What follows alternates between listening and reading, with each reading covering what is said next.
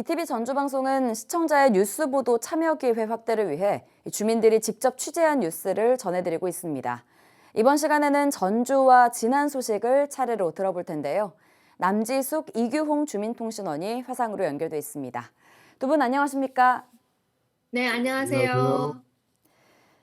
네, 먼저 전주 소식부터 가겠습니다.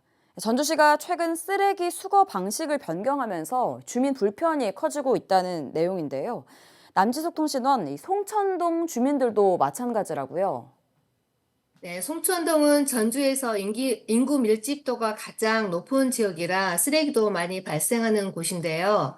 전주시가 지난 8월에 쓰레기 수거 시스템을 1년 만에 다시 변경했습니다. 이로 인해 쓰레기 처리가 원활하게 이루어지지 않아 주민들로부터 온성을 사고 있는 겁니다. 네, 이 수거 시스템이 바뀌면서 문제가 생긴 건데 우선 시청자의 이해를 돕기 위해서 수거 방식이 어떻게 바뀌었는지 좀 먼저 설명해 주시겠어요? 네, 이 사안을 좀 더 이해하기 위해서는 과거에 어떤 방식으로 쓰레기가 수거되었는지를 살펴볼 필요가 있습니다. 전주시는 지난 2023년 7월에 생활쓰레기 수거 방식을 권역별 청소 책임제로 변경했는데요.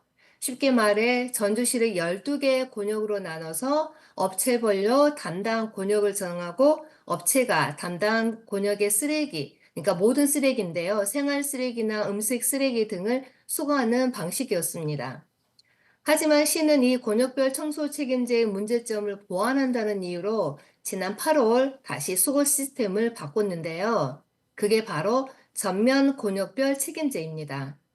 지역 전체를 기존과 같이 12개의 권역으로 나누는 것은 같은데요. 다만 8개의 대행업체와 전주시의 4개의 직영환경관리원이 권역에 대한 쓰레기 수거를 책임지는 방식으로 바뀐 것입니다. 네, 이 쓰레기 수거 방식이 불과 1년 만에 바뀐 건데요. 그렇다면 이로 인해 어떤 문제가 발생했습니까? 네, 송촌동은 지난 2023년 7월 앞서 말씀드린 대로 권역별 청소 책임제를 도입하면서 새로운 민간 대행 업체가 쓰레기 수거를 담당하게 되었습니다. 초기에는 적잖은 시행착오를 겪었지만 업체가 정해진 것보다 더 많은 인원과 차량을 투입하면서 하반기에 수거 시스템이 안정화된 바 있습니다.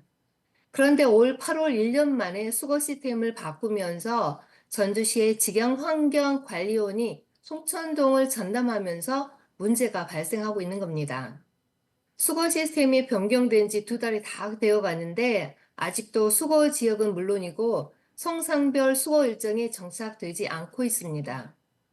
어렵게 정착한 시스템을 갑자기 직영으로 바꾸면서 덕진구청 역시 매일 200건이 넘는 민원을 받고 있다고 합니다. 특히 올 여름은 굉장히 더웠잖아요. 네. 도로변에 음식물 쓰레기 처리가 되지 않아서 파리가 들끓고 음식물 쓰레기에서 나온 악취 때문에 주민들이 큰 불편을 겪었고 지금도 사정은 비슷합니다.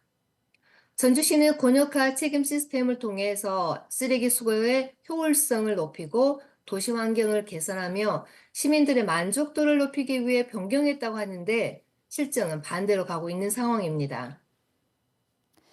네, 그 주민들이 불편을 겪고 있는 상황인데 그렇다면 이런 문제를 해결하기 위해서 좀 어떤 대책이 필요하다고 보십니까? 네, 충분한 준비가 되지 않아 시행착오가 있는 것 같은데요. 전주시는 위탁업체 그리고 직영 관계자 모두 함께 머리를 맞대고 이 새로운 수거 체계 문제점을 우선 면밀히 분석해야 합니다. 또 그 결과를 토대로 시민들에게 안정적이고 효율적인 청소 서비스를 제공할 수 있도록 노력했으면 좋겠습니다.